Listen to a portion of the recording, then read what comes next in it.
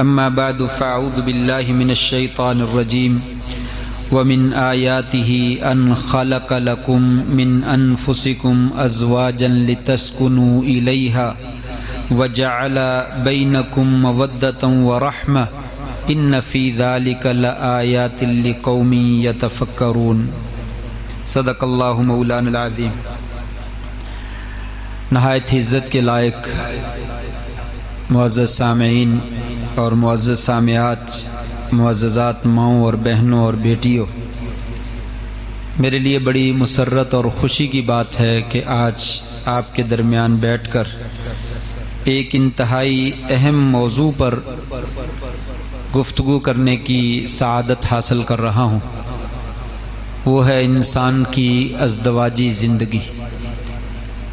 بہت ہی خوبصورت موضوع ہے، بہت ہی مہم موضوع ہے، اس کے فوائد بھی بہت زیادہ ہیں، اور اگر اس کو صحیح طریقے سے نہ سنبھالا جائے تو اس کے مفاسد اور اس کے خطرات بھی بہت زیادہ ہیں۔ بہرحال اس موضوع پر ازدواجی زندگی، اس کے بہت سارے پہلو ہیں۔ تمام پہلوؤں پہ اگر گفتگو کی جائے تو بہت لمبا چوڑا وقت درکار ہے، اور مجھے 1 گھنٹہ گفتگو کے لیے دیا گیا ہے۔ اللہ کی توفیق سے جتنی اہم باتیں اس وقت میں کر سکا انشاءاللہ کرنے کی کوشش کروں گا۔ اگر پھر کوئی موقع ملا تو باقی باتیں پھر دوبارہ عرض کیے دوں گا۔ سب سے پہلی بات تو یہ ہے کہ اللہ تبارک و تعالی نے انسان کو مدنی الطبع پیدا کیا ہے۔ مدنی الطبع کا معنی یہ ہے کہ انسان جو ہے وہ مل جل کر زندگی گزارنے کو پسند کرتا ہے، علیحدہ رہنے کو پسند نہیں کرتا۔ یعنی انسان لوگوں کے ساتھ گھل مل کر زندگی بسر کر سکتا ہے، تنہائی کی زندگی بسر نہیں کر سکتا۔ یہ ہمارے بڑے بڑے سیاستدان، جب کبھی ان کو جیل کی سیر کروائی جاتی ہے تو وہاں تقریباً ہر زندگی کی سہولت موجود ہوتی ہے۔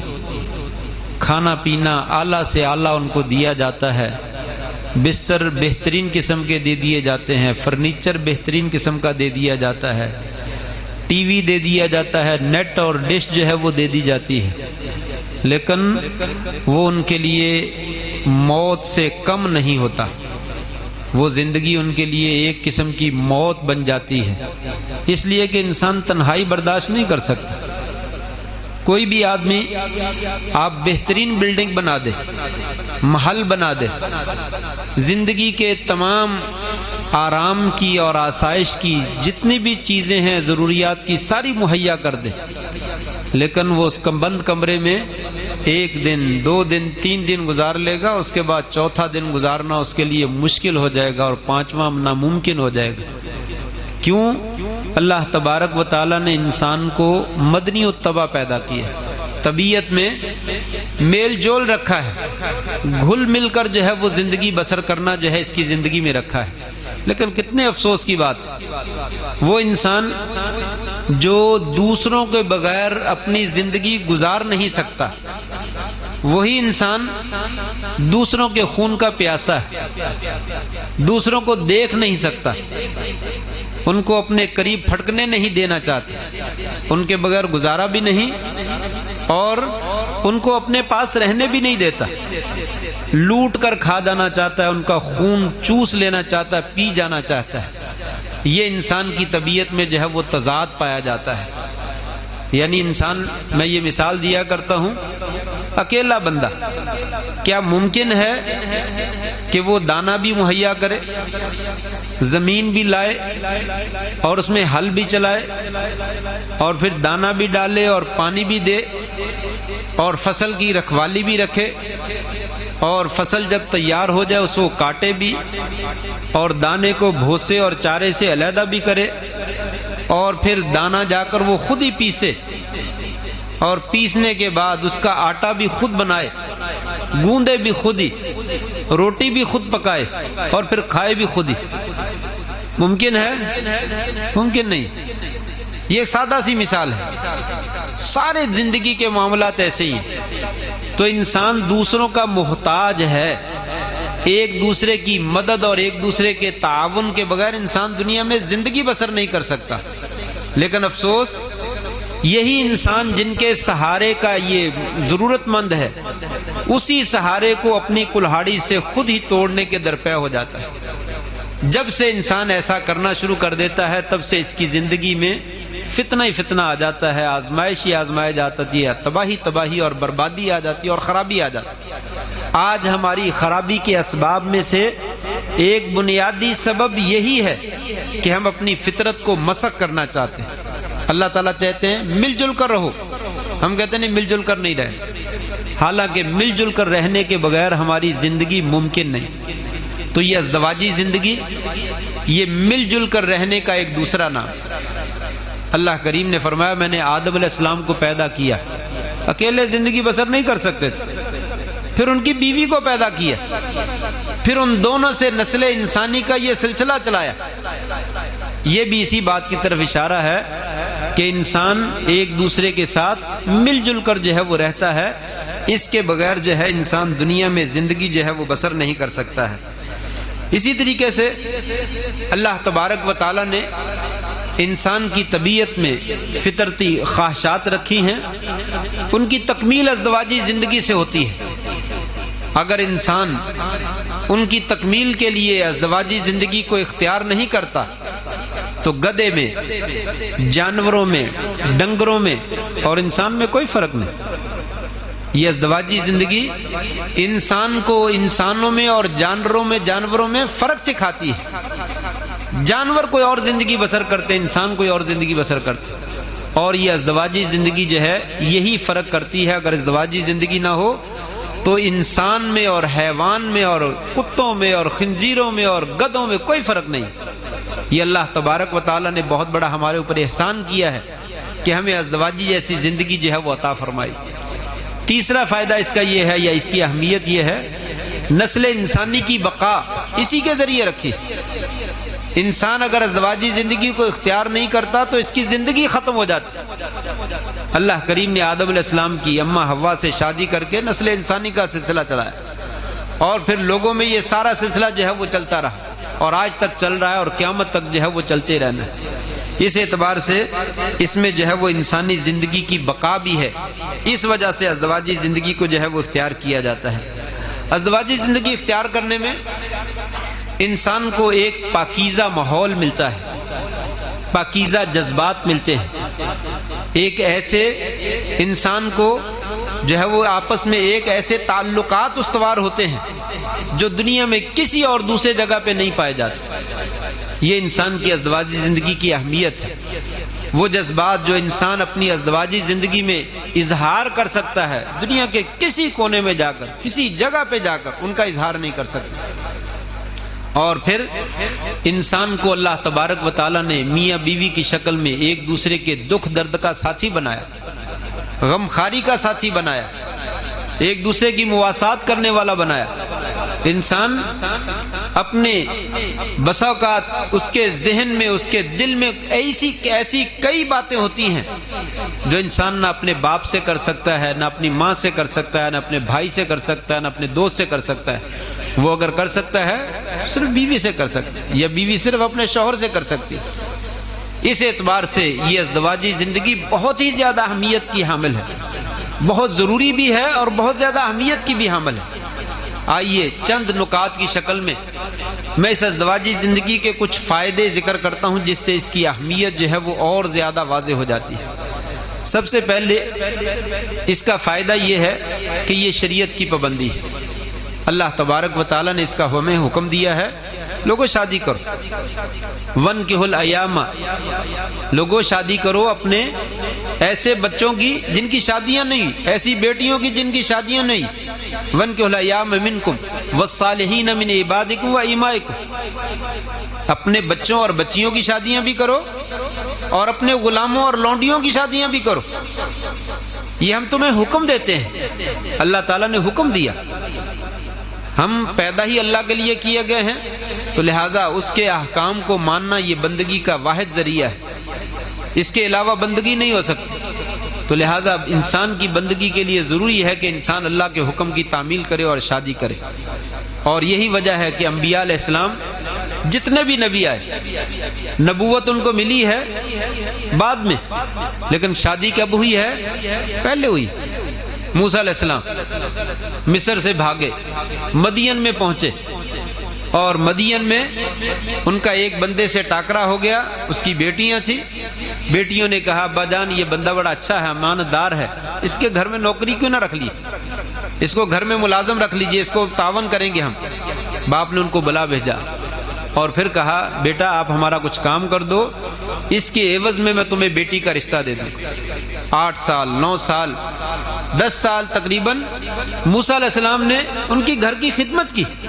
کس مقصد کے لیے؟ شادی ہو جائے. شادی کے لیے محنت کی، بکریاں چروائی، پانی ڈھویا ان کا، ان کے گھر کے کام کاج کیے. وقت مقرر پورا ہوا، شادی ہو گئی، اپنی بیوی کو لے کر وہاں سے چلے. رستے میں اللہ تبارک و تعالیٰ نے نبوت عطا فرما دی. عرض کرنے کا مقصد نبوت بعد میں ملی، شادی پہلے ہوئی.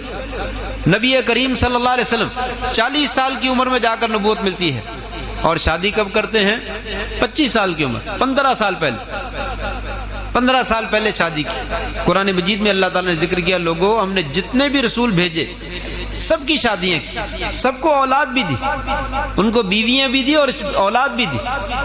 اس کا مطلب یہ ہے کہ ایک نبی کی زندگی بھی اگر شادی نہ ہو تو وہ ناقص رہ جاتی ہے، اور اگر ایک عام آدمی کی زندگی جو ہے اس میں شادی نہ ہو تو وہ کیسے ناقص نہیں ہو، تو بہت زیادہ ناقص ہو. تو شریعت نے یہ عام لوگوں کو بھی حکم دیا، نبیوں کو بھی حکم دیا، اور نبی کریم صلی اللہ علیہ وسلم نے تو اس کو اپنی سنت قرار دی. لوگوں میرا طریقہ ہے، میری شریعت ہے. کیسے شریعت ہے؟ کچھ بندے آئے آپ کے گھر میں، آپ صلی اللہ علیہ وسلم گھر میں موجود نہیں تھے. انہوں نے آ کر کہا ہمیں نبی کریم صلی اللہ علیہ وسلم کی عبادت کے بارے میں بتلائیے، آپ کیسی عبادت کرتے ہیں؟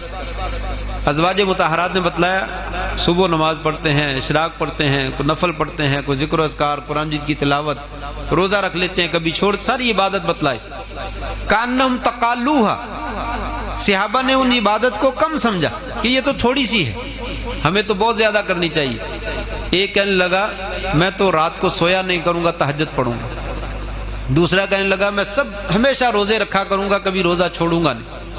تیسرا کہنے لگا انا اعتزل النساء، میں شادی نہیں کروں. شادی کر کے انسان دنیا کے کام کاج میں پھنس جاتا ہے، کاروبار کرو، بیوی کو سنبھالو، بچوں کو سنبھالو، پتہ نہیں کیا کیا جو ہے وہ پرابلم بنتی ہیں. میں نے یہ کام کرنے نہیں تاکہ دین کی خدمت کروں. تینوں کے عزم بڑے خوبصورت ہیں، ارادے بڑے خوبصورت ہیں. نبی کریم صلی اللہ علیہ وسلم کو پتہ چلتا ہے تو آپ بلا لیتے. تینوں کو بلایا، بلکہ لوگوں کو جمع کیا، پھر کہا لوگوں میں تم میں سے سب سے زیادہ اللہ سے ڈرنے والا ہوں اور اللہ کی بندگی اختیار کرنے والا ہوں. مجھ سے زیادہ بڑھ کر اللہ سے ڈر نہیں سکتا، اور میں شادی بھی کرتا ہوں اور دین کے کام بھی کرتا ہوں. اس کا مطلب یہ ہے کہ شادی دین کے کاموں میں رکاوٹ نہیں بنتی ہے، بلکہ دین کے کاموں میں معاون بنتی ہے اگر صحیح شادی کی جائے. اگر صحیح شادی کی جائے تو وہ شادی جو ہے دین کے کاموں میں رکاوٹ نہیں بنتی بلکہ تعاون دیتی ہے، فائدہ دیتی ہے. میں انشاءاللہ آگے ذکر کروں گا اگر وقت ملا. آپ نے فرمایا میں شادی بھی کرتا ہوں اور دین بھی کرتا ہوں، اور آپ نے ایک وقت میں 9 بیویاں رکھی تقریباً ایک وقت. پھر اس کے بعد کہا لوگوں میں رات کو سوتا بھی ہوں، تہجد بھی پڑھتا ہوں. سونا بھی ضروری ہے، تہجد بھی ضروری ہے. میں کبھی روزہ رکھ لیتا ہوں، کبھی روزہ چھوڑ دیتا ہوں، ہمیشہ روزے نہیں رکھتا. میں نبی تم سے زیادہ طاقتور ہوں. روزانہ روزہ رکھنا چاہوں تو رکھ سکتا ہوں، لیکن میں روزانہ روزہ نہیں رکھتا، کبھی رکھتا ہوں کبھی چھوڑتا ہوں. تمہاری لیے تربیت کرنا چاہتا ہوں. پھر آپ نے فرمایا فمن رغب عن سنتی فلیس منی. تہجد پڑھنے میں، روزہ رکھنے میں، شادی کرنے میں جس نے میری سنت اور میرے طریقے سے منہ موڑا اس کا میرے ساتھ کوئی تعلق نہیں ہے. النکاح من سنتی، لوگوں نکاح میری سنت میں سے ہے. فمن لم يعمل بسنتی فلیس منی، لوگوں جو میری سنت پہ عمل نہیں کرتا، میرے طریقے پہ عمل نہیں کرتا، اس کا میرے ساتھ کوئی تعلق نہیں. یہ آپ نے جو ہے وہ رغبت دلائی کہ شادی جو ہے وہ ہمارا طریقہ ہے، اسے کیجئے. اور اس کا وقت کب ہے؟ پہلی فرصت میں، جب بچہ اور بچی جو ہے وہ جوان ہو جائیں، فوراً شادی کریں. آپ جو ہے وہ نان و نفقے سے اور خرچے سے نہ گھبرائیں.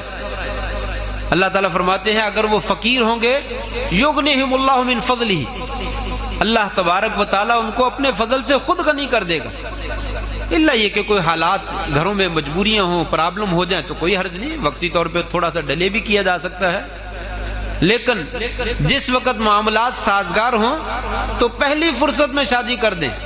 انسان جو ہے وہ بہت سارے فتنوں سے جو ہے وہ بچ جاتا ہے، بہت ساری بیماریوں سے بچ جاتا ہے، بہت سارے مفاسد اور بہت ساری خرابیوں اور تباہیوں سے بچ جاتا ہے.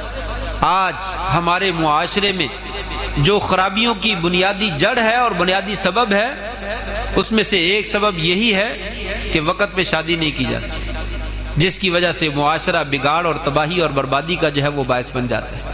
بہرحال میں ذکر کر رہا تھا کہ یہ نبیوں کی سنت ہے، اس اعتبار سے شریعت کا حکم ہے اور اللہ تبارک و تعالیٰ کا حکم ہے، اس وجہ سے اس کو بہت زیادہ اہمیت اور بہت زیادہ جو ہے وہ فائدہ جو ہے وہ حاصل ہے. دوسرے نمبر پر شریعت نے کہا لوگوں یہ نصف دین ہے. شادی کیا ہے؟ نصف دین ہے. آپ نے حدیث سن رکھی ہوگی اذا تزوج العبد فإنه قد استكمل نصف الدين فليتق الله في النصف الباقي. فرمایا جب انسان شادی کر لیتا ہے اس کا نصف دین، آدھا دین پورا ہو جاتا ہے، اسے باقی آدھے دین کے بارے میں اللہ سے ڈرنا چاہیے. اب انسان کہتا ہے آدھا دین کیسے پورا ہوگا، دین کے تو بہت سارے احکام ہیں، تو اس میں سے شادی نکال دیں باقی تو پھر کچھ پیچھے کچھ بچا ہی نہیں. کہا نہیں ایسا نہیں، بچتا ہے، لیکن اس کو دین کو، یہ شادی کو نصف ہم نے کیوں قرار دیا؟ کہا اس اعتبار سے قرار دیا، ایک حدیث میں آتا ہے من یضمن لی ما بین لحییہ و فخذیہ اضمن لہ الجنہ. لوگوں مجھے دو چیزوں کی ضمانت دے دو، میں تمہیں جنت کی ضمانت دیتا ہوں. دو چیزوں کی ضمانت دے دو، میں تمہیں جنت کی ضمانت دیتا ہوں. ایک چیز زبان، زبان کی تم ضمانت دے دو، میں تمہیں جنت کی ضمانت دیتا ہوں. اور دوسرا انسان کا سطر، فرمایا سطر کی ضمانت دے دو، میں تمہیں جنت کی ضمانت دیتا ہوں.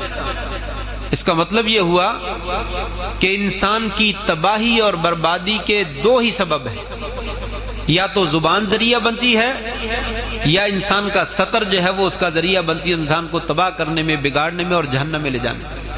زبان کے بارے میں آپ جانتے ہیں کہ معمولی سا ایک بول انسان کو پتہ نہیں کہاں پہ پھینک دیتا ہے، اور کہتے ہیں تلواروں کے بند جو ہے وہ مل جاتے ہیں اور جو ہے وہ زبان کے توڑ جو ہے وہ کبھی نہیں ملتے ہیں. اس لیے کہا لوگوں زبان کی حفاظت کرو، میں تمہیں جنت کی ضمانت دیتا ہوں. حضرت معاذ رضی اللہ عنہ نے کہا تھا یا رسول اللہ جو ہم باتیں کرتے ہیں کیا اس پہ ہمارا مواخذہ ہوگا؟ آپ نے فرمایا تھا ثقلت کا امک یا معاذ، تیری ماں تجھے گم پائے. تجھے معلوم نہیں قیامت کے دن کتنے ہی بندوں کو نتنوں کے بل، چہروں کے بل گھسیٹ کر جہنم میں پھینکا جائے گا. کس کی وجہ سے؟ زبان کی وجہ سے، اس کی کاٹ کی وجہ سے. یہ جھوٹ بولتا ہے، یہ غیبت کرتا ہے، یہ الزام تراشی کرتا ہے، یہ تانے دیتا ہے، یہ کسی کو بے عزت کرتا ہے، یہ کسی کو ذلیل کرتا ہے، یہ گالیاں دیتا ہے. یہ زبان کے بولوں کی وجہ سے اور اسی کاٹ کی وجہ سے بہت سارے لوگ جہنم چلے جائیں. تو بنیادی سبب زبان ہے جس کی وجہ سے انسان جہنم میں جاتا ہے. فرمایا اس کی حفاظت کرو. اور دوسری وجہ انسان کا سطر ہے. فرمایا انسان اپنی خواہشات کی تکمیل غلط طریقے سے کرتا ہے تو جہنم میں چلا جاتا ہے. اگر ان دونوں چیزوں کی حفاظت کر لے تو انسان جو ہے وہ جنت میں چلا جائے گا. تو یہاں پہ دو ہی چیزوں کا ذکر کیا اور ایک چیز جو ہے وہ کیا ہے؟ سطر ہے. گویا کہ دوسرے لفظوں میں شادی کہا گیا کہ شادی جو ہے وہ نصف دین ہے، آپ اس کو بچا لیجئے تو آپ آدھے جو ہے وہ جنت کے راستے پہ چلے گئے، اور باقی دین آدھا رہ گیا اس کے بارے میں اللہ سے ڈر لیں، اللہ تعالیٰ باقی بھی پورے کا پورا جنت میں جو ہے وہ داخل کر دے. تو یہاں سے بھی آپ کو معلوم ہوگا کہ دین کے اندر جو ہے شادی کی کس قدر اہمیت ہے کہ اسے جو ہے وہ نصف دین جو ہے وہ قرار دیا گیا ہے. تیسری اہمیت جو ہے اس بات سے واضح ہوتی ہے کہ شریعت نے کہا شادی جو ہے وہ انسان کے سکون کا ذریعہ ہے. لِتَسْكُنُوا إِلَيْهَا، لوگوں میں نے شادی اس لیے کی ہے تاکہ تمہیں سکون ملے. شادی سکون کیسے ملتا ہے؟ شادی سکون تب ملتا ہے جب انسان شادی کے مقاصد کو اپنے سامنے رکھے. شادی کیوں کی جاتی ہے؟ شریعت نے ہمیں شادی کرنے کا کیوں حکم دیا ہے؟ پھر آگے چل کر شادی میں ہمیں کون کون سے کام کرنے چاہیے؟ جب ان چیزوں کو سامنے رکھ کر انسان شادی کرتا ہے اور شریعت کے مطابق زندگی بسر کرنے کی کوشش کرتا ہے، انسان کا گھر جو ہے وہ جنت کا محل بن جاتا ہے۔ اسے اس قدر راحت اور سکون ملتا ہے جو کسی اور جگہ پہ ملتا ہی نہیں ہے۔ لیکن یہی انسان جب شادی کے مقاصد کو پسے پش ڈال دیتا ہے اور توجہ نہیں کرتا کہ میں نے شادی کیوں کی ہے، بس ایسے ہی لوگ بھی کرتے میں نے بھی کر لی، بس یہ ایک ضرورت ہے، نہیں کریں گے تو لوگ تانے دیں گے، کام تو میں پہلے بھی دوسرے کرتا رہتا ہوں، بس لوگوں کے تانوں سے بچنے کے لیے شادی کر لی۔ تو شادی کے مقاصد نہیں ہے، وہی شادی جو ہے وہ انسان کے لیے جہنم جو ہے وہ بن جاتی ہے، گھرانہ جو ہے وہ تباہی اور بربادی کا شکار ہو جاتا ہے۔ فرمایا لتسکنوا الیہا، لوگوں شادی میں نے کی ہے سکون حاصل کرنے کے لیے۔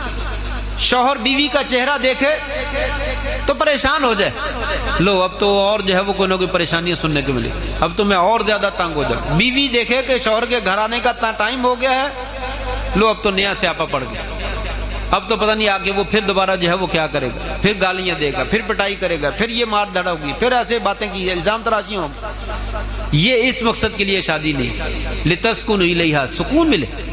گھر میں آئے تو شوہر کو پتا چلے میں باہر سے تھکا ہوا آ رہا ہوں، سکون ملے گا۔ بیوی کو پتا چلے شوہر آ رہا ہے تو میری زندگی اور محفوظ ہو جائے گی، مجھے مزید سکون ملے گا۔ یہ شادی تو سکون دیتی ہے، اس کی اہمیت میں اور اس کے مقاصد میں یہ شامل ہے کہ آپ کو سکون ملنا چاہیے۔ یہ سکون کب ملے گا؟ جب شادی کے مقاصد کو سامنے رکھا جائے۔ اور چند ایک باتیں میں آگے اشارہ کروں گا، اس کے کیا مقاصد ہیں اور اس میں کیا چیزیں ہیں، تو تب انسان کو جو ہے یہ شادی سے سکون ملتا ہے اور راحت جو ہے وہ ملتی ہے۔ اگر انسان اس کی پرواہ نہ کرے تو کبھی نہیں ملے گا۔ جس کے ذہن میں شادی کے مقاصد اور شریعت کے مقاصد ہے ہی نہیں، وہ کبھی بھی شادی سے سکون جو ہے وہ حاصل نہیں کر سکتا۔ اسی طریقے سے چوتھے نمبر پر میں نے جیسا کہ ذکر کیا ہے کہ اس کے ذریعے سے نسل کی بقا ہے، انسانیت اس کے ذریعے سے باقی رہتی ہے۔ ایک صحابی حضرت ماقل ابن یسار رضی اللہ تعالیٰ عنہ نبی کریم صلی اللہ علیہ وسلم کے پاس تشریف لائے اور کہنے لگے یا رسول اللہ مجھے ایک رشتہ ملا ہے، بڑا خوبصورت رشتہ ہے، اچھا خاندان ہے، خوبصورت عورت ہے، بس مجھے پتا چلا ہے کہ اس کے ہاں اولاد نہیں ہو سکتی، میری خواہش ہے میں شادی کر لوں۔ آپ نے فرمایا تزوج الودود الولود فإنی مکاثر بکم الامم، لوگوں شادی کرو ایسی عورتوں سے جو شوہروں سے محبت کرنے والی ہوں اور اولاد رکھنے والی ہوں، کل قیامت کے دن جتنی تمہاری اولاد زیادہ ہوگی میری امت اتنی بڑھتی چلی جائے گی، میں اپنی امت کے زیادہ لوگ ہونے پر لوگوں پہ فخر کروں گا۔ تو یہ امت محمدیہ کے بڑھانے کا ذریعہ ہے، نسل کو باقی رکھنے کا ذریعہ ہے۔ اس کے مقاصد میں سے ایک یہ ہے کہ اولاد ہونی چاہیے، اولاد سے نہ بھاگیے۔ میں نے ابھی ذکر کیا ان یکونوا فقراء یغنیہم اللہ من فضلہ، اگر میاں بیوی فقیر بھی ہوں گے اللہ تبارک و تعالیٰ اپنے فضل سے ان کو کیا ہے غنی کر دے گا۔ انسان کو نہیں معلوم رزق کہاں سے ملتا ہے، انسان کی اپنے حالت بڑی بری ہوتی ہے، فاقے ہیں، محتاجگی کی زندگی ہے، وہ سمجھتا ہے شادی ہو جائے گی تو اور فقیر ہو جاؤں، ہو سکتا ہے بیوی کی زندگی میں بھی فاقے ہوں، لیکن ہمیں نہیں معلوم تیسرا بندہ جو ہمارے درمیان اولاد پیدا ہونے والی اس کی قسمت میں اللہ نے رزق رکھا ہوا، اس کے ذریعے سے میاں بیوی باپ اور ماں دونوں کو رزق ملتا ہے۔ اور انسان سمجھتا ہے نہیں میرے اوپر فاقے آنے والے، شادی میں نے کرنی، پہلے ہی میں کچھ نہیں کر رہا تو بعد میں نے کیا کرنا۔ فرمایا یہ ایسا نہ گھبرائیے، اولاد جو ہے یہ تو بہت بڑی رحمت ہے، کسی کو معلوم ہی نہیں ہے اولاد کے ذریعے سے آپ کو اللہ تبارک و تعالیٰ جو ہے وہ کیا دینے والا ہے۔ تو شادی کے مقاصد میں سے اور اس کی اہمیت میں سے انسانی نسل کی بقا بھی ہے اور اولاد کا حصول بھی ہے، اس لیے اولاد کے حصول کے لیے جو ہے وہ شادی کرنی چاہیے۔ اور اس کے ساتھ ساتھ ایک فائدہ یہ ہے وہ یہ بھی ہے کہ انسان جو ہے اس کے ذریعے سے انسان کی جہاں پہ خواہشات کی تکمیل ہوتی ہے وہاں پہ انسان کو عفت اور پاک دامنی حاصل ہوتی ہے، کسی چیز سے انسان کی پاکیزگی حاصل نہیں ہوتی، انسان پاک دامن نہیں بنتا، عفت اور پاک دامنی شادی سے حاصل ہوتی ہے۔ کیسے حاصل ہوتی ہے؟ جب انسان جو ہے وہ، میں نے بتلایا کہ شادی کے مقاصد کو سامنے رکھ کر شادی کرتا ہے۔ آپ نے فرمایا یا معاشر الشباب من استطاع منکم الباءۃ فلیتزوج، اے نوجوانوں کی جماعت، تم میں سے جو آدمی طاقت رکھتا ہو اسے شادی کرنی چاہیے۔ کیوں؟ اس کا فائدہ کیا ہے؟ فإنہ اغض للبصر، یہ نگاہوں کو نیچا رکھنے والی ہے، نگاہیں جھک جاتی ہیں، وَأَحْسَنُ لِلْفَرْجِ، اور انسان کے سطر کی حفاظت کرنے والی ہے۔ دونوں بڑے عظیم فائدے ہیں۔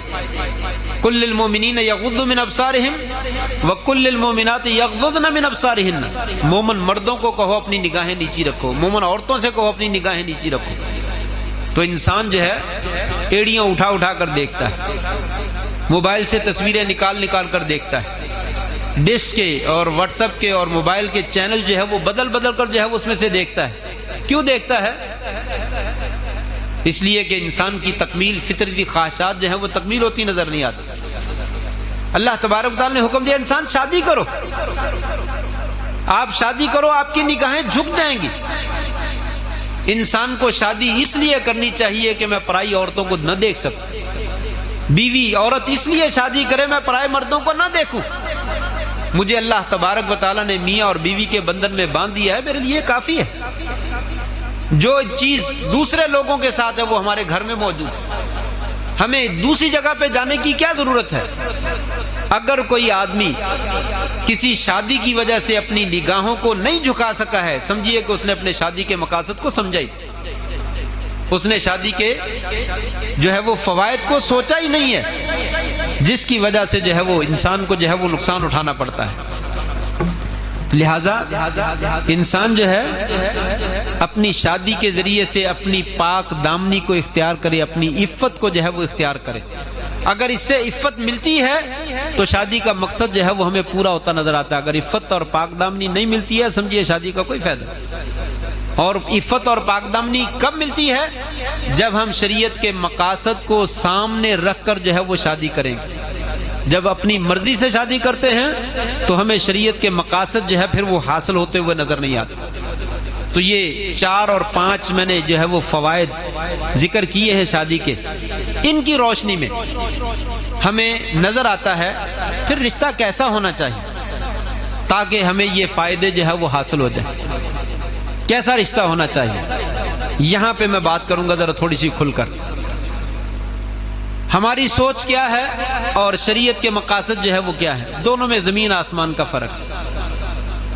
پہلے نمبر پر رشتہ تلاش کرنے کا فریضہ شریعت نے کس کے ذمہ لگایا؟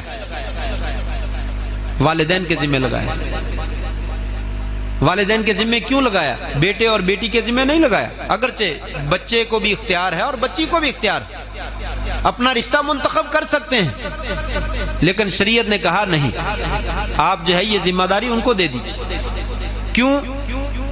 ایک حدیث سن لیجئے پھر میں واپس پیچھے آتا ہوں۔ آپ نے فرمایا لوگو تنکح المرأۃ لاربع، عورت کے ساتھ شادی کرتے ہیں 4 چیزوں کی وجہ سے، لمالہا، اس کے مال کی وجہ سے، ولجمالہا، اس کی خوبصورتی کی وجہ سے، ولحسبہا، اس کے خاندان کی وجہ سے، ولدینہا، اور اس کے دین کی وجہ سے۔ فاظفر بذات الدین، دین والی عورت کا انتخاب کرو اور اسی کے ساتھ کامیابی حاصل کرو۔ اور دوسری جگہ پہ آپ نے اسی حدیث کا معنی جو ہے وہ بیان کیا کہ فرمایا لوگو الا اخبرکم بخیر ما یکنس، سب سے بہترین خزانے والی چیز میں تم کو نہ بتلاؤں؟ سب سے بہترین خزانہ، دولت، دنیا کی دولتوں میں سے سب سے عمدہ دولت نہ بتلاؤں؟ فرمایا کیوں نہیں یا رسول اللہ، بتلائیے۔ فرمایا المرأۃ الصالحہ، نیک بیوی، یہ دنیا کی سب سے بڑی دولت ہے۔ ہزاروں، لاکھوں، اربوں، کھربوں ڈالر جو ہے وہ اتنی عظیم دولت نہیں ہے جتنی عظیم دولت جو ہے وہ نیک عورت ہے۔ کیسی نیک عورت کہ جب انسان اس کو دیکھے تو خوش ہو جائے، جب انسان اس کو آرڈر دے تو انسان کی اطاعت کرے، جب انسان جو ہے غائب ہو تو اس کی عزت کی حفاظت کرنے والی ہو۔ فرمایا یہ دنیا جہان کے بہترین خزانوں میں سے خزانہ ہے۔ کیوں بھائی؟ سنت کو ماننے والے، حدیث کو ماننے والے تو ہم ہیں اہل حدیث۔ اہل حدیث اس لیے کہا جاتا ہے کہ وہ حدیث کو ماننے والے، اور اہل سنت ان کو کہا جاتا ہے جو سنت کو ماننے والے۔ ہم بھی سنت کو مانتے ہیں، حدیث کو۔ کون سی سنت اور حدیث کو مانتے ہیں؟ پاؤں کے ساتھ پاؤں ملاؤ اور اس کے پاؤں دبا کے رکھو ذرا اچھے طریقے سے۔ آمین جو ہے وہ اتنی زور سے کہو، اگر دوسرا بندہ جو ہے وہ مسجد میں آ گیا تو دوسری دفعہ مسجد میں نہ آئے، کیونکہ سنت ہے، سنت پہ عمل کرنا چاہیے۔ رفع دین کر لو، یہ 3 سنتیں ہمیں آتی ہیں۔ یہ سنت کہاں ہے؟ المرأۃ الصالحہ، لوگوں نیک بیوی جو ہے وہ دنیا جہان کی سب سے عظیم دولت ہے، سب سے عظیم دولت ہے۔ کس کا فرمان ہے؟ محمد الرسول اللہ صلی اللہ علیہ وسلم کا فرمان۔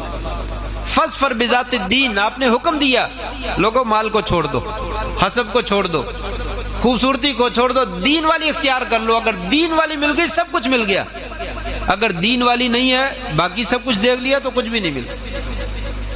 میرا اور آپ کا معیار، والدین کا معیار، بچے اور بچی کا معیار، بچی کا معیار یا والدین کا، لڑکا خوبصورت ہونا چاہیے، لمبا چوڑا ہونا چاہیے، پڑھا لکھا ہونا چاہیے، کاروبار اس کا اچھا ہونا چاہیے، جاب اس کی اچھی ہونی چاہیے۔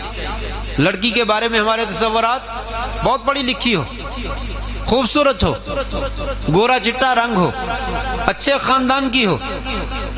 نماز پڑھتے ہیں کہ نہیں پڑھتے؟ وہ پڑھ ہی لیں گے، گھر میں آئیں گے تو ٹھیک ہو جائیں گے۔ جی وہ پردہ نہیں کرتی، وہ گھر میں آئے گی تو کر لے گی۔ بچہ جو ہے نماز نہیں پڑھتا، وہ بچے ہیں، سمجھ آ جائے گی، سمجھائیں گے تو بات مان ہی لیں گے نا۔ داڑھی نہیں رکھتا، پھر کیا ہوا؟ سارا دین کو داڑھی میں ہے، رکھ لے گا، آخر جب اس کو سمجھ آئے گی تو وہ بھی رکھ لے گا، اللہ توفیق دے ہی دے گا۔ کیا یہ جو توفیق والی باتیں اور کرنے والی باتیں وہ کاروبار کے بارے میں نہیں ہو سکتی؟ کہ جاب بھی تو مل ہی جائے گی، اللہ نے رزق کا ذمہ اٹھایا، وہ دے دے گا انشاءاللہ تعالی، آپ کر لو، رشتہ اچھا ہے۔ ہم کہتے ہیں دین تو آ جائے گا، نہیں ملتا نہ سے، یہ باقی چیزیں ملنی چاہیے۔ جب ہم دین کے مقاصد کو، شریعت کے مقاصد کو سامنے نہیں رکھتے تو تباہی اور بربادی آتی۔ آپ نے فرمایا فاصبر بذات الدین، لوگوں دین والی کو اختیار کرو، لڑکا ہو یا لڑکی ہو، دین والا اختیار کرو۔ حسن بھی مل جائے اچھی بات ہے، لمبا چوڑا اور لمبی چوڑی بھی مل جائے اچھی بات ہے، پیسے والے مرد اور پیسے والی عورت بھی مل جائے اچھی بات ہے، لیکن پہلی اور بنیادی شرط جو ہے وہ دین والی ہونی چاہیے۔ دین کے بعد یہ شرطیں مل جائیں، نور علی نور ہے، لیکن دین نہیں ہے تو یہ سب چیزیں ہیں تو کوئی فائدہ نہیں۔ یہ کس نے کہا؟ الا ماشاءاللہ، اکثر اوتار پہ ایسا ہوتا ہے، حسن اور عقل دونوں اکٹھے نہیں ہوتے، پیسہ اور جو ہے وہ پڑھا لکھا ہونا اور ادب، یہ دونوں اکٹھے نہیں ہوتے۔ جو لوگ زیادہ پڑھے ہوتے ہیں بے ادب بھی زیادہ ہی وہی ہوتے ہیں، بے ادبی بھی وہی کرنے والے ہوتے ہیں، ساری جو ہے وہ ادب و آداب کی دھجیاں بکھیر کر جو ہے رکھ دیتے ہیں۔ الا ماشاءاللہ، سارے نہیں لیکن بہت تھوڑے کچھ ایسے ہیں جو خیال بھی کرتے ہیں۔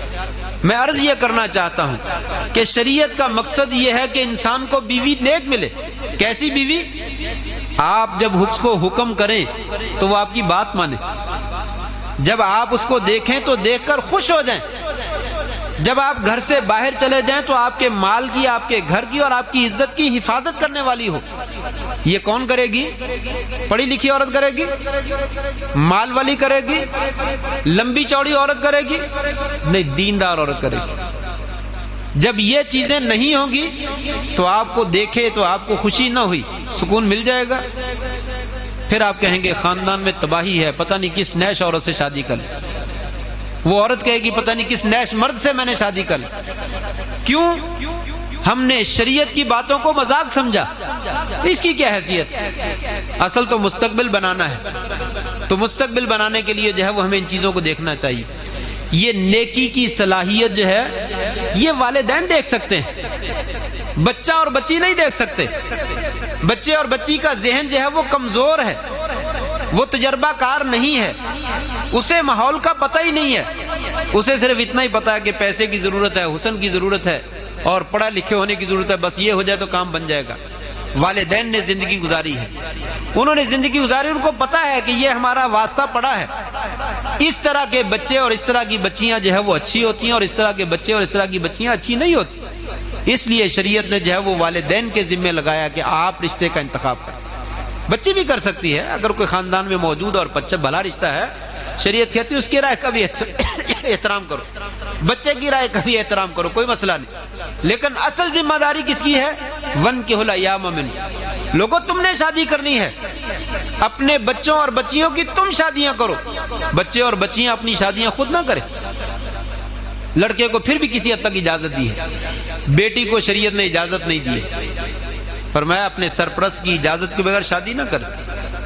جب وہ شادی کرتی ہے یہیں پہ خرابیاں پیدا ہوتی ہیں۔ انسان تھوڑا سا پڑھ لکھ جاتا ہے تو انسان سمجھتا ہے کہ میں دنیا دیکھ لی، میں نے چاروں اطراف میں سب کچھ جو ہے وہ سنبھال لیا، اب مجھے جو سمجھ ہے وہ میرے والدین کو سمجھ نہیں۔ عموماً ہمارا جواب یہی ہوتا ہے، بیٹوں کا بھی اور بیٹیوں کا بھی، ابا جان آپ پرانے زمانے کے لوگ ہیں، اماں جان آپ پرانے زمانے کی باتیں کرتی ہیں، آپ نے دنیا دیکھی نہیں ہے، میں نے دنیا دیکھ لی ہے، میں نے زندگی گزارنی ہے، آپ نے نہیں گزارنی، اس لیے مستقبل کے فوائد میرے سامنے ہیں، نقصانات میرے سامنے، آپ کے سامنے نہیں۔ یہ بات کہہ دینا تو بڑی آسان ہے، لیکن اس بات کو ثابت کرنا مشکل نہیں بلکہ ناممکن، ناممکن، انسان ثابت نہیں کر سکتا۔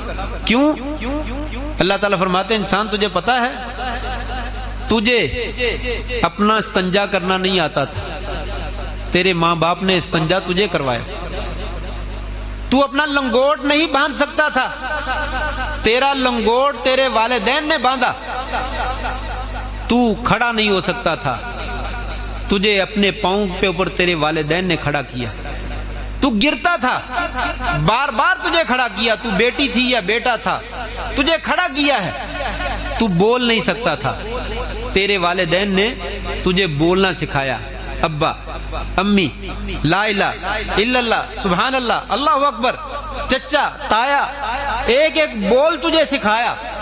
جس دن تو بولنے لگا اور جس دن تو کھڑا ہونے لگا اور جس دن تو چلنے لگا، تیرے ماں باپ کی خوشیوں کے ٹھکانے نہیں رہے، انہوں نے مٹھائیاں تقسیم کی، اور پھر تجھے پڑھنا لکھنا سکھایا، تجھے دنیا کے ماحول کے بارے میں بتلایا۔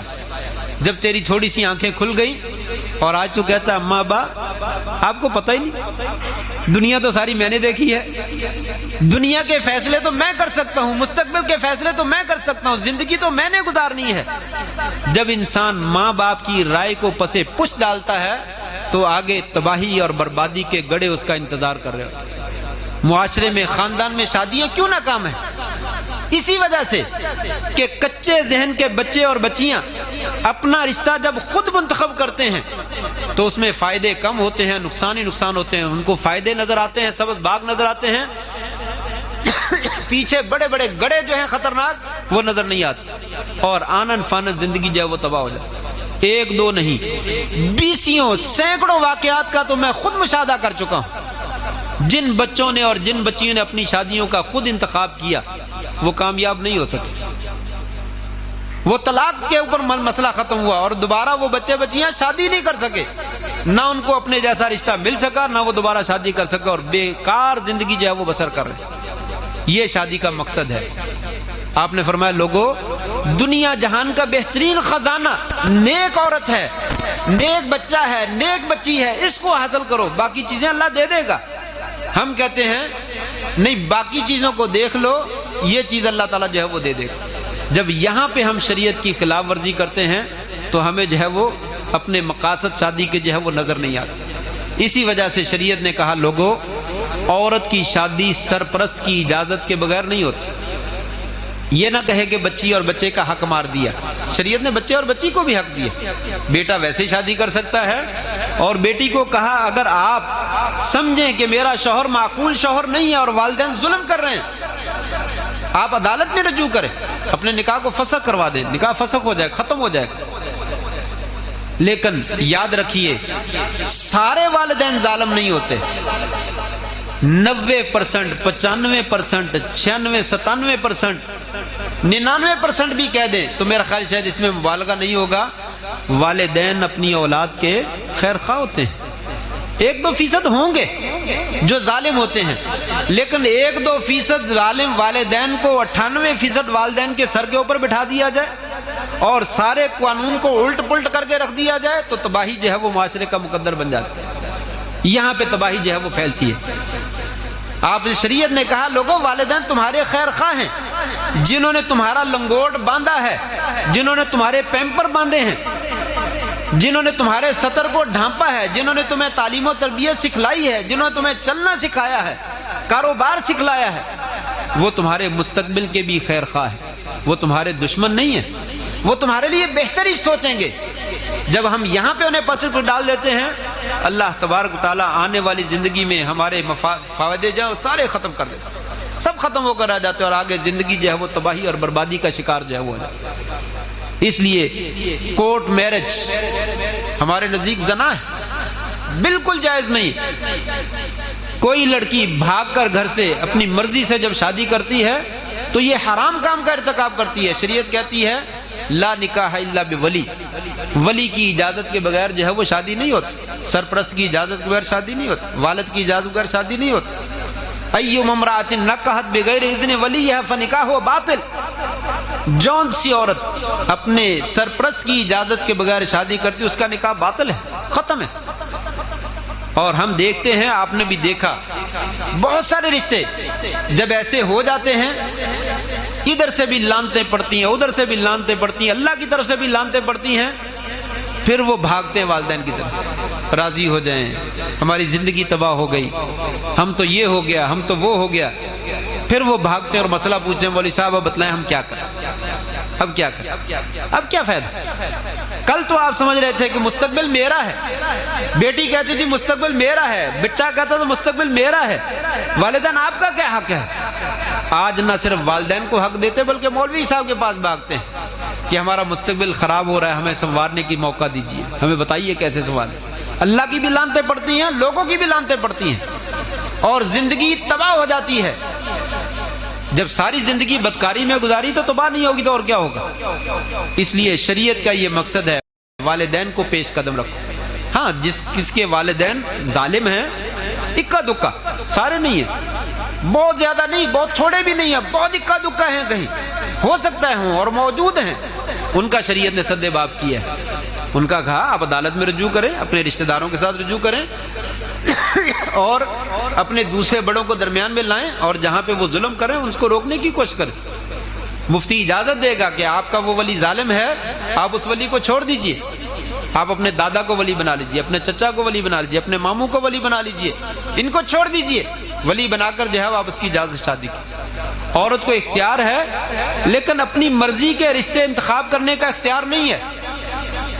عورت خاندان میں انتخاب کر سکتی ہے، بچہ خاندان میں انتخاب کر سکتا ہے، کوئی مسئلہ نہیں، لیکن رشتہ معقول، رشتہ معقول وہ انتخاب کرتی، والدین کو چاہیے کہ ان کی رائے کا احترام کرے، لیکن رشتہ ہی مناسب نہیں ہے۔ بچہ کہتا ہے میں فلاں جگہ پہ کرنا چاہتا ہوں اور وہ لڑکی جو ہے وہ بے مذہب ہے، دین ہی کوئی نہیں، آوارہ گرد ہے، اداکارہ ہے، فنکارہ ہے، دین سے اس کا تعلق ہی کوئی نہیں، تو وہ کہے کہ شریعت نے مجھے اجازت دی ہے منتخب کرنے کی، ایسی اجازت نہیں دی ہے، ایسی اجازت نہیں ہے۔ اگر معقول رشتہ ہو تو والدین کو اولاد کی رائے کا احترام بھی کرنا چاہیے اور اگر غیر معقول ہو تو اس کو ریجیکٹ کر دینا چاہیے اور بچوں کو والدین کی رائے کا جو ہے وہ احترام کرنا چاہیے۔ تو یہاں پہ یہ بنیادی مقصد ہے، ایک تو والدین کی سرپرستی میں شادی کی جائے، آپ کو خیر حاصل ہو جائے، آپ کو خیر مل جائے۔ کیوں؟ وہ والدین جنہوں نے آپ کی زندگی کی خاطر، آپ کے مستقبل کی خاطر سینکڑوں اپنی خواہشات قربان کر دی، مجبور ہو گئے اور مجبور ہو کر اپنے بچے اور بچی کا مستقبل سنوارنے کی کوشش کی۔ اگر زندگی میں آپ ایک مرتبہ اپنے والدین کی رائے کا احترام کر لیں گے، اللہ تبارک و تعالیٰ اس میں خیر ہی خیر اور برکت ہی برکت پیدا کرے۔ لیکن اگر آپ ان کے سارے احسانات کو فراموش کر دیں، اللہ نے اپنی عبادت کے بعد والدین کے ساتھ احسان کا حکم دیا، اگر سارے ان کے احسانات فراموش کر دیے تو اس زندگی میں آپ کو کبھی خیر جو ہے وہ نہیں مل سکے۔ ایک بات تو یہ ہے، رشتے قائم کرنے میں اپنے بڑوں کی رائے کا احترام کیجیے، اپنی رائے دیجئے لیکن معقول رشتے میں، پوشیدہ دوستیوں والی شادی نہ کیجئے۔ فون کے اوپر جس سے رابطہ ہو جائے، واٹس ایپ کے اوپر جس سے رابطہ ہو جائے، میسج کے ذریعے جس سے رابطہ ہو جائے، معلوم ہی نہیں کون آدمی ہے، بھیڑیے ہیں، درندے ہیں جو پیچھے جو ہے وہ بیٹھے ہوئے واٹس ایپ کے پیچھے اور فیس بک کے پیچھے بیٹھے ہوئے ہیں، اور ہم سمجھتے ہیں وہ میرا خیر کا، میری زندگی اس کے ساتھ ہے، اگر زندگی نہ رہی تو میں مر جاؤں گا، میں مر جاؤں گی، میں بن ہی نہیں سکتا، تباہ ہو جاؤں گا۔ ہو ہی نہیں سکتا، آپ شادی کریں گے اس میں تباہ ہو جائیں گے، اور ہوتا ہے معاشرے میں 100% نہ صحیح 99% ایسے تمام رشتے جو پوشیدہ دوستیوں کی بنا پر ہوتے ہیں وہ تباہی اور بربادی کا شکار ہوتے ہیں۔ وہ درندے بھوکے اپنا مقصد پورا کرنے کے بعد چھوڑ جاتے، بھاگ جاتے۔ 20 رشتے دار خاندانوں میں موجود ہیں، ہم جانتے ہیں ان کو، اپنی مرضی سے انہوں نے والدین کے اوپر ڈھکوسلا چلایا اور زندگی تباہ و بربادی کا شکار جو ہے وہ۔ دوسری بات، دین کا رشتہ جو ہے وہ منتخب کریں۔ مال دولت اللہ نے دے دینا، یہ ہمارا ایمان ہے اگر مسلمان ہیں ہم، کہ بچہ ماں کے پیٹ میں ہوتا ہے اور رزق اس کا لکھ دیا جاتا ہے، اللہ نے رزق دے دینا، اور قرآن میں کہا یکون فقراء یغنیہم اللہ، اگر فقیر بھی ہوگے تو اللہ اپنے فضل سے غنی کر دے گا، مال مل جائے گا، دین بعد میں ملے گا نہیں ملے گا اس کو کوئی پتہ نہیں، پہلے دین کو دیکھو کہ دین ہے تو اللہ تعالیٰ خیر اور برکت جو ہے وہ پیدا کر دے۔ یہ شریعت کا جو ہے وہ بنیادی مقصد ہے۔ حضرت عمر رضی اللہ تعالیٰ عنہ دیکھیے ذرا، رشتہ کرنے لگے ہیں، کیسے رشتہ کرتے ہیں؟ رات کو پہرا دیا، مشہور واقعہ آپ نے سن رہے، ماں بیٹے کو کہہ رہی بیٹا بٹیا دودھ میں پانی ملا دو، کہا اماں عمر نے منع کر رکھا ہے، کہا اس وقت عمر کہاں دیکھ رہے ہیں، سو رہے ہوں گے، قصہ مختصر، کہا اماں عمر تو سو رہے ہیں لیکن عمر کا رب تو نہیں سو رہا، وہ تو دیکھ بھی رہا ہے اور وہ سن بھی رہا ہے۔ جب یہ الفاظ عمر فاروق رضی اللہ تعالیٰ نے کانوں میں سنے، اس گھر پہ نشان لگا دی، صبح کو جا کر رشتے کا پیغام بھیج دی۔ کیا دیکھا؟ اچھی چوڑی، چٹی گوری، پڑھی لکھی، خاندان والی، کچھ دیکھا ہی نہیں، پتہ ہی نہیں وہ کس رنگ کی ہے، اس کی کتنی تعلیم ہے، اس کا خاندان کون سا ہے، اس کے پاس کتنا مال ہے، کچھ نہیں دیکھا، صرف دین دیکھا اور نشان لگا دیا، اس سے رشتہ کر لو، میرے بیٹے کا رشتہ طلب کر لو، رشتہ کروا دیا۔ اللہ تبارک و تعالیٰ نے ان کی نسل سے عمر بن عبدالعزیز رحمہ اللہ جیسا ولی جو ہے وہ پیدا کر۔ یہ نیکی کی بنا پر رشتہ کرنے کا جو ہے وہ فائدہ ہوتا ہے۔ بیٹیاں بیٹے ان سے بھی گزارش، اور ماؤں سے اور والدین سے اس سے زیادہ گزارش کہ بنیادی شرط ہے کہ آپ جو ہے وہ رشتے میں سب سے پہلی شرط جو ہے وہ نیکی دیکھیں۔ بیٹی پردہ کرتی ہے، بچہ نماز پڑھتا ہے، دین کی طرف راغب ہے، حلال حرام کی تمیز ہے، سچ بولنے کی کوئی عادت ہے، دیکھیے پھر اس میں خیر اور برکت جو ہے وہ کیسے پیدا ہوتی ہے۔ ایک اور مثال وہ بھی مشہور ہے، وہ بھی آپ نے سن رکھی ہے، لمبا چوڑا قصہ ہے لیکن اس سے اشارہ ہی کروں گا۔ مالی سے کہا غلام جاؤ پھل توڑ کر لاؤ، میٹھا سا لے کر لایا تو کھٹا نکلا، پھر دوسرا بھیجا، پھر تیسرا بھیجا، تینوں کھٹے نکلے، غصے میں آ گیا، لال پیلا ہو گیا کہ تجھے میں نے رکھوالی رکھا ہے باغ کا، اتنی دیر سے تم رکھوالی رکھتے ہو، تمہیں پتہ نہیں کھٹا اور بھیگا میٹھا کون سا ہے؟ وہ کہنے لگا آپ نے مجھے رکھوالا رکھا ہے، چاکھا نہیں رکھا، آپ کے باغ میں سے میں نے کبھی ایک ٹوٹا ہوا دانہ بھی کبھی اٹھا کر چکھ کر نہیں دیکھا۔ کہا ہے ایسے بھی دنیا میں موجود ہیں، ایسے بھی بندے موجود ہیں کہ باغ کا مالک ہے ہی نہیں اور یہ باغ میں موجود ہے اور کوئی دیکھ نہیں رہا، اور یہ اس میں سے ایک دانہ بھی کبھی اٹھا کر نہیں کھایا، گھر میں لے جانا تو بڑی دور کی بات ہے۔ اپنی بیوی کے پاس بھاگا گیا اور کہنے لگا میں نے تیری بیٹی کے لیے رشتہ منتخب کر لیا، میں نے تیری بیٹی کے لیے رشتہ منتخب کر لیا۔ کہا کون؟ کہا غلام، باغ کا مالی، چودھری، لینڈ لارڈ، باغوں کا مالک، کہتا ہے میں نے اپنی بیٹی کے لیے رشتہ منتخب کر لیا۔ کہا کیا دیکھا ہے؟ کہا اس کی ایمانداری دیکھی، اس کی ایمانداری دیکھی، اللہ پر اس کا یقین بڑا زبردست، اللہ پر ایمان بڑا زبردست۔ شادی ہو گئی، اللہ تبارک و تعالیٰ نے بیٹا عطا کیا جس کو دنیا عبداللہ بن مبارک کہتی ہے، وقت کا بہت بڑا محدث، بہت بڑا ولی، بہت بڑا فقیہ، بہت بڑا سخی، بہت بڑا مجاہد۔ کون سا دین کا ایسا وصف تھا جو اس بندے کے اندر موجود نہیں تھا؟ یہ ہے لوگوں، دنیا کا سب سے بہترین اور قیمتی خزانہ نیک عورت ہے، مالدار عورت نہیں ہے، خوبصورت عورت نہیں ہے، لے لیں خوبصورت بھی، مالدار بھی لے لیں، لیکن سب سے بنیادی شرط جو ہے وہ دیندار ہونا چاہیے، مرد کو بھی اور عورت کو بھی، دونوں اگر دیندار مل جائیں تو پھر سونے پہ سہاگا ہے اور نورن علی نور ہے۔ اس کے ذریعے سے اللہ تبارک و تعالیٰ جو برکت دیتے ہیں وہ کسی اور ذریعے سے نہیں ملتی ہے۔ وقت جو ہے وہ بڑی تیزی سے گزر رہا ہے، اور بات جو ہے میں نے ذکر کیا تھا کہ یہ موضوع بڑا وسیع ہے، اس کے بارے میں بہت ساری باتیں جو ہے وہ کی جا سکتی ہیں۔ دو تین باتیں بس اور ذکر کر اپنی بات میں ختم کرتا ہوں۔ شادی کے بعد کامیاب زندگی گزارنے کے اصول کیا ہیں؟ میاں بیوی کے حقوق تو بہت زیادہ ہیں، وہ تو اس موضوع پہ نہیں گفتگو کی جا سکتی۔ کامیاب زندگی گزارنے کے اصول، سب سے بنیادی اصول جو ہے، آپ نے شادی کی ہے، نکاح کیا ہے، نکاح جو ہے وہ ایک معاہدہ ہے۔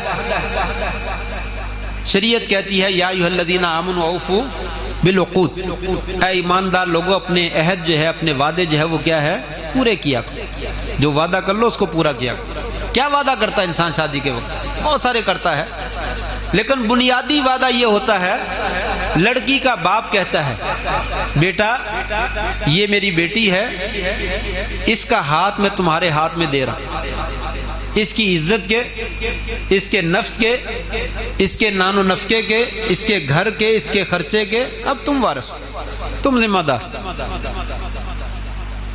15 20 سال 25 سال تک میں نے اپنے گھر میں رکھا ہے، اس کی پرورش کی ہے، جو کچھ میں دے سکتا دے دیا، میں نے تیار کر کے اس کو تیرے حوالے کر دیا، اب تم سنبھالو۔ وہ بچہ کیا عہد کرتا ہے؟ میں نے سنبھالنے کے لیے لی ہے کہ چھوڑنے کے لیے لی ہے؟ کیوں بھائی؟ شادی انسان کرتا ہے کس مقصد کے لیے؟ 2 3 لاکھ 4 لاکھ روپیہ کھانے پہ صرف خرچ کر دیتا ہے، حق مہر کا خرچہ علیحدہ، کپڑے وغیرہ علیحدہ، اس کے علاوہ دعوتوں کے خرچے علیحدہ، فرنیچر وغیرہ کے دوسرے خرچے، جو کچھ بھی آتا ہے وہ علیحدہ۔ انسان شادی چھوڑنے کے لیے کرتا ہے یا رکھنے کے لیے کرتا ہے؟ رکھنے کے لیے کرتا ہے، گویا کہ عہد کرتا ہے ٹھیک ہے ابا جان آپ نے یہ بیٹی کا رشتہ میرے ہاتھ میں دے دیا ہے، اب میں اس کا محافظ ہوں، میں اس کی حفاظت کرتا ہوں۔ یہ وعدہ نہیں کیا؟ اگر اس وعدے کو ہمیشہ یاد رکھے تو کبھی جو ہے وہ زندگی خراب نہیں ہوتی، انسان اس کو بھول جاتا ہے، 2 دن کے بعد جو ہے وہ بھول جاتا ہے یہ کون ہے، میں کون ہوں، اور معمولی بات پہ جھگڑا کر کے جو ہے انسان طلاق دیتا، اپنے وعدے کو بھول جاتا ہے۔ فرمایا لوگوں اپنے وعدوں کو یاد رکھو، اپنے وعدوں کو پورا کرو۔ وَقَدْ أَخَذْنَا مِنْكُمْ مِيثَاقًا غَلِيظًا، ان عورتوں نے تم سے پختہ وعدہ لے رکھا ہے، اس پختہ وعدے کی جو ہے وہ پاسداری کرو۔ آپ نے حدیث میں بھی فرمایا تھا فَاتَّقُوا اللَّهَ فِي النِّسَاءِ، لوگو تم اللہ تعالیٰ سے ڈرو ان عورتوں کے بارے میں، تم نے ان عورتوں کو اپنے لیے حلال کیا ہے ایک مضبوط بندھن کے ساتھ، ایک مضبوط عہد کے ساتھ، پختہ عہد کے ساتھ۔ اگر شوہر بھی اس عہد کو یاد رکھے اور بیوی بھی اس عہد کو یاد رکھے تو زندگی میں تھوڑی بہت اونچ نیچ جو آ جاتی ہے وہ دور کر لیتا ہے انسان، اسے صرف نظر کر لیتا ہے، کوئی بات نہیں، ہم نے بڑے مقاصد کے لیے شادی کی ہے، یہ چھوٹی چھوٹی باتیں لڑائی جھگڑے والی نہیں، اس کو صرف نظر کر دیتا ہے۔ لیکن انسان اپنے عہد کو بھول جاتا ہے جس کی وجہ سے زندگی خراب ہو جاتی ہے۔ فرمایا لوگوں اپنے اس عہد کو یاد رکھو اور اپنے اس عہد کو جو ہے وہ اپنے ذکر کرتے رہو اور جو ہے اس کی حفاظت کرتے رہو، آپ کی زندگی جو ہے وہ خوبصورت جو ہے وہ گزر جائے گی۔ اس کے بعد دوسرا مسئلہ جو کامیاب زندگی گزارنے کا ہے وہ قرآن مجید کا مقصد ہے جو شادی کا ذکر کیا، وَجَعَلَ بَيْنَكُمْ مَوَدَّةً وَرَحْمَةً، لوگوں ہم نے تمہارے درمیان جو ہے اس کو باعث مودت بنایا ہے، باعث رحمت بنایا ہے، میاں بیوی کا رشتہ، اسی رشتے سے باقی تمام رشتے پروان چڑھتے ہیں، بیٹا بیٹی، ماں باپ، بہن بھائی، چچا تایا، تمام رشتے اسی ازدواجی زندگی سے نکلتے ہیں، اور اس کے ذریعے سے کیا ہے آپس میں محبت اور الفت جو ہے وہ پیدا ہوتی ہے۔ شادی میں دشمنوں کو بھی بلاتا ہے انسان، कौन लोग हाजिर होते हैं? यही चचा को भी बुलाओ, मामू को भी बुलाओ, ताया को भी बुला लो, भाई को भी बुलाओ, बहन को भी बुलाओ, जो करीबी रिश्तेदार वही आते हैं। खुशी में भी वही आते हैं, गमी में भी वही आते हैं। फरमाया लोगों ये शादी हमने तुम्हारे दरमियान क्या है, उल्फत और मोहब्बत का जरिया बनाई है। वो शादी जिसमें इंसान लड़ता ही रहता है, बीवी शौहर से लड़ती है, शौहर बीवी से लड़ता है, उसमें क्या मोहब्बत हो? नबी करीम सल्लल्लाहु अलैहि वसल्लम ने हुस्न मुआशरत सिखलाई। लोगों मोहब्बत पैदा करो, शादी के अंदर इस तरीके से जिंदगी बसर करो, मोहब्बत पैदा हो, ऐसे जज्बात मिले जिसमें एक दूसरे के लिए जान कुर्बान कर देने का जो है वो नजरिया जो है वो शामिल हो जाए। आप सल्लल्लाहु अलैहि वसल्लम, हजरत आयशा फरमाती हैं मेरे मखसूस अय्याम होते, उन हालत में भी मैं पानी पीती, आप उसी बर्तन को पकड़ लेते और वहीं पे मुंह रख के पानी पी लेते जहां पे मैंने मुंह लगाया होता। मैं गोश्त का टुकड़ा खा लेती, बड़े बड़े गोश्त अरब के यहाँ रवाज है, वो पूरे का पूरा सालम जो है वो बकरा रोस्ट कर लेते हैं, बड़े बड़े पीस जो है वो उठा लेते हैं, तो एक एक पीस जो है वो बसा का 2-2 3-3 बंदे खाते रहते हैं। पर मैं उस पीस को मैं पकड़ कर काटी कर लेती, खा लेती, फिर छोड़ देती, आसलम पकड़ लेते और उसी जगह पर मुंह रखकर खाना खाते जहां पे मेरा मुंह लगा होता, जबकि मेरे मखसूस अय्याम होते। ये क्या है? उल्फत है, ये मोहब्बत है, एक एहसास है, एक जज्बा है, ये मेरा साथी है, ये मेरे जिंदगी का दोस्त है। बीवी शौहर को अपना दोस्त समझे, शौहर बीवी को अपना दोस्त जो है वो समझे, और दोनों के लिए कुछ करने का जज्बा मौजूद हो, तो इंसान कभी छोटी मोटी बातों की तरफ जो है वो तवज्जो नहीं करता, और इंसान की जिंदगी जो है वो बड़ी खूबसूरत गुजरती है। हजरत आयशा और नबी करीम सल्लल्लाहु अलैहि वसल्लम का वाकया मशहूर है कि सफर में गए तो रसूल ने कहा आयशा आओ दौड़ लगाए, दौड़ लगाई, हजरत आयशा आगे बढ़ गई, आप खामोश रहे।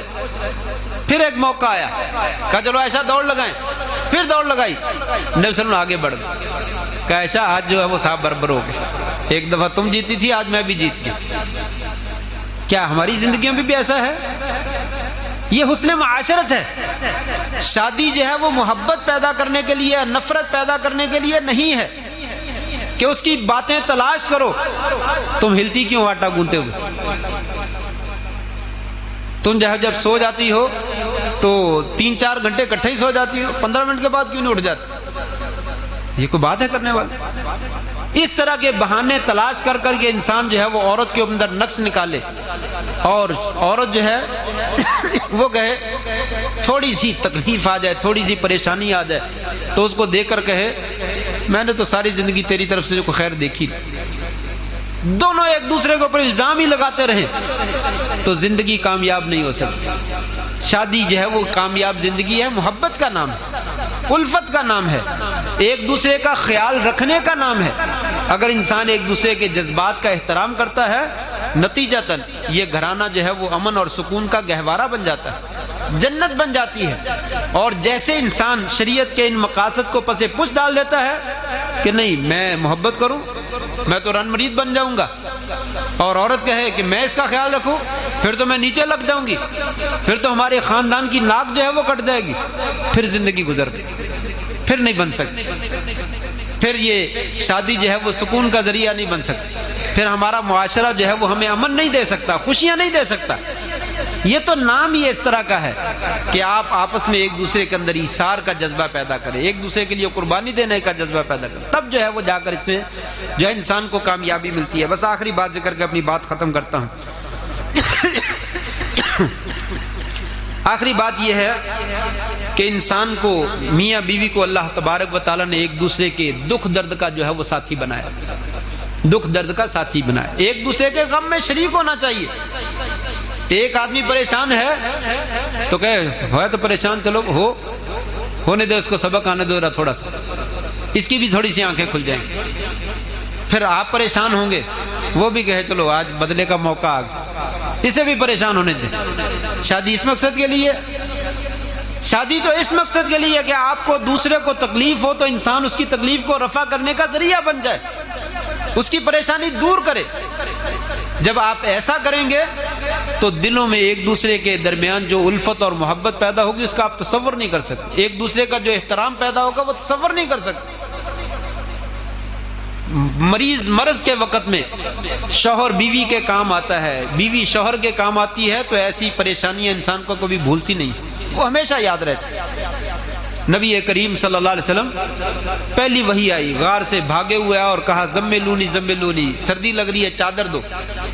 हजरत खदीजा रज़ी अल्लाह अन्हा फौरन चादर देने के बाद जब सुकून हुआ फौरन पूछा क्या मामला है, क्या हुआ? कहा सारा मामला जिक्र कर दिया, ये मामला है। बीवी कैसी है? कहती अच्छा हुआ, मजा आ गया। आपको पता चला ना कैसे तकलीफें आती हैं? ये नहीं कहा। मियाँ और बीवी ये दुश्मन है एक दूसरे के, ये तो दोस्त हैं, एक दूसरे के दुख दर्द के साथी हैं। एक दूसरे का दुख दर्द बटाना है ना कि बढ़ाना है।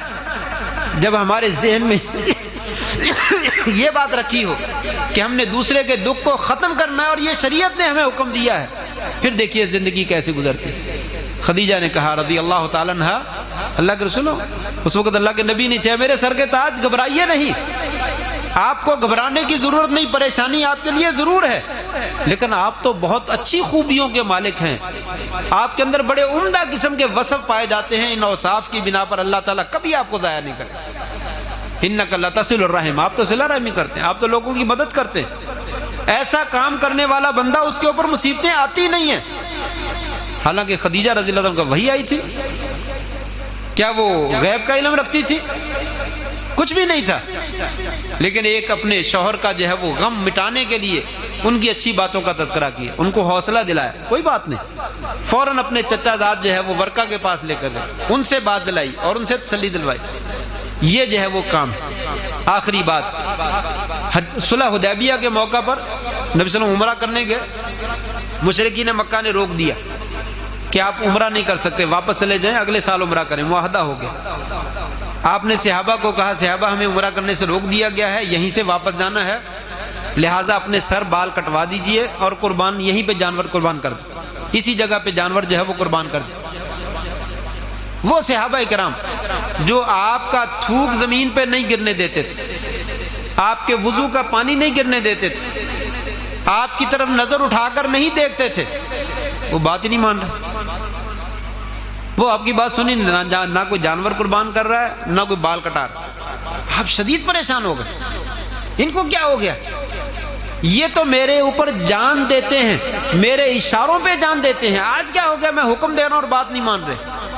बड़े परेशानी के आलम में अपने घर में दाखिल हुए और आपके साथ आपकी बीवी हजरत उम्मे सलमा रज़ी अल्लाह ताला। चेहरे पे परेशानी के आसार देखे तो बीवी ने ये नहीं कहा शौहर अच्छा हुआ, आज आपको पता है कि कैसे तंग करते हैं। नहीं, फौरन पूछा मेरे सर के ताज क्या मामला, क्यों परेशान है?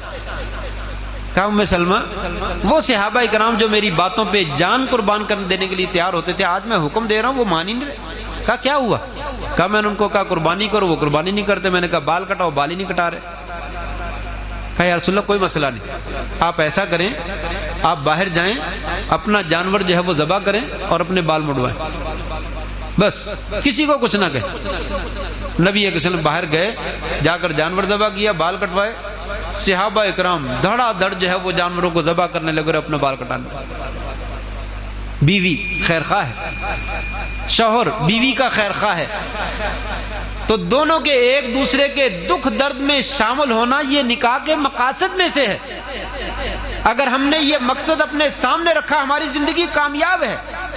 अगर ये मकसद नहीं है बल्कि तकलीफ देना मकसद है कि कब मौका है मैं इसको बताऊं कि तकलीफ क्या होती है, बीवी शौहर को तकलीफ देने का इरादा करे, शौहर बीवी को तकलीफ देने का इरादा करे, तो शादियां कामयाब नहीं होती, ये नाकाम हो जाती। चौथा उसूल ये था कामयाबी का कि हुकूक अदा किए दें। हुकूक की बहुत सारी किस्में हैं, फिर कभी मौका मिला तो इंशाल्लाह जिक्र करेंगे। ये चंद एक बातें जो मुहिम थी, मैंने समझा कि इस मुख्तसर वक़्त में जिक्र की जा सकती, मैंने की हैं। अल्लाह से दुआ है अल्लाह तबारक व तआला हमारे बेटों को भी और बेटियों को भी समझ दे, वालिदैन को भी समझ दे, और हमें अच्छे रिश्ते करने की तौफीक नसीब फरमा दे। जहाँ जिनकी निस्बतें हो चुकी हैं अल्लाह ताला उनमें खैर व बरकत कर दे, और जहाँ निस्बतें होने वाली हैं अल्लाह ताला खैर वाली जगह पे निस्बतें करने की तौफीक नसीब फरमाए। जिनकी शादियाँ हो गई अल्लाह ताला उनमें खैर व बरकत नसीब फरमा दे।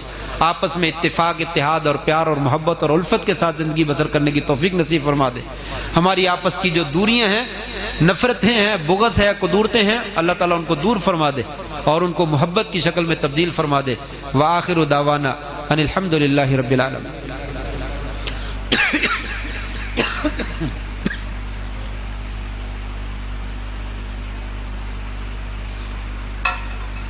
دعا کر دیجئے بیماروں کے لیے بھی، فوت شدگان کے لیے بھی، ضرورت مندوں کے لیے بھی۔ یا رب لک الحمد کما ینبغی لجلال وجہک وعظیم سلطانک، اللہم صلی علی محمد وعلی آل محمد کما صلیت علی ابراہیم وعلی آل ابراہیم انک حمید مجید، اللہم بارک علی محمد وعلی آل محمد کما بارکت علی ابراہیم وعلی آل ابراہیم انک حمید مجید۔